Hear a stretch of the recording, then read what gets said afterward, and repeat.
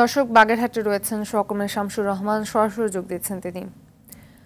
শামসুর, বাগেরহাটে বিধ্বস্ত বাঁধ মেরামতের কাজ শুরু হয়েছে কিনা, এছাড়া সুন্দরবনে বন্যপ্রাণীর ক্ষয়ক্ষতি সম্পর্কে নতুন করে কি তথ্য রয়েছে?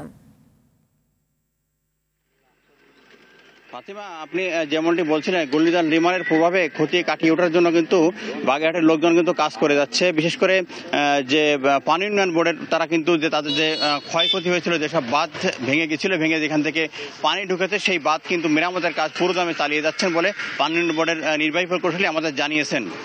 এছাড়া সুন্দরবনের যে বন্যপ্রাণী, সেখানে কিন্তু আজ সকালে আমি কথা বলেছিলাম, এখানে বিভাগীয় বন কর্মকর্তা নুরুল করিম উনি আমাদের জানিয়েছেন কিন্তু বাগেরহাট সুন্দরবনের যে 50টি বন্যপ্রাণী কিন্তু তারা মৃতদেহ পেয়েছে। এর ভিতর 2টি বন্য শুকর এবং হরিণ রয়েছে। তারা কিন্তু চেষ্টা করছেন আরও তারা মনে করছেন যে এরকম আরও বন্যপ্রাণী সুন্দরবনের বিভিন্ন স্থানে মৃতদেহ ছড়িয়ে থাকতে পারে।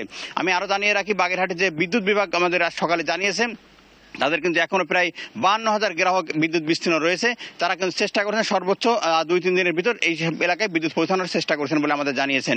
তারা বলছেন বড় বড় গাছ পড়ার কারণে কিন্তু তারা এখানে বিদ্যুৎ পৌঁছাতে সময় লাগছে। এদিকে কৃষি বিভাগ আমাদের বলছে তাদের প্রায় 1250 হেক্টর জমিতে কৃষি ফসল নষ্ট হয়েছে। তবে তাদের একটা সুখবর যে তারা যে রবি মৌসুম এবং তাদের যে বোরো ধান কিন্তু উঠে যাওয়ার কারণে তাদের ক্ষয়ক্ষতির পরিমাণ কমেছে। তারা বলছে পাট, পেঁপে এবং কলার বেশি ক্ষতি হয়েছে। তো বাগেরহাটের বিশেষ করে আর অন্যান্য সেক্টরগুলোতে মৎস্য সেক্টরের কথা আমি জানিয়ে রাখি, মৎস্য সেক্টর কিন্তু 100 কোটি টাকা ক্ষতি হয়েছে বলে মৎস্য বিভাগ আমার জানিয়েছে। তারা কিন্তু মৎস্য বিভাগ পরামর্শ দিচ্ছেন যাতে নতুন করে ঘুরে দাঁড়াতে পারে। তবে মৎস্য চাষী আমাদের বলছেন তাদের ঘুরে দাঁড়ানোর মতো কোনো অবস্থাই নেই, কারণ তারা বিভিন্ন এনজিও থেকে ঋণ নিয়ে কিন্তু তারা মাছ চাষ করেছিলেন এবং সেই কিন্তু তাদের সব কিন্তু ভেসে গেছে মাত্র মাছ ধরার আগেই। ফাতিমা, এটাই ছিল বাগেরহাট থেকে আমার কাছে সর্বশেষ। ধন্যবাদ।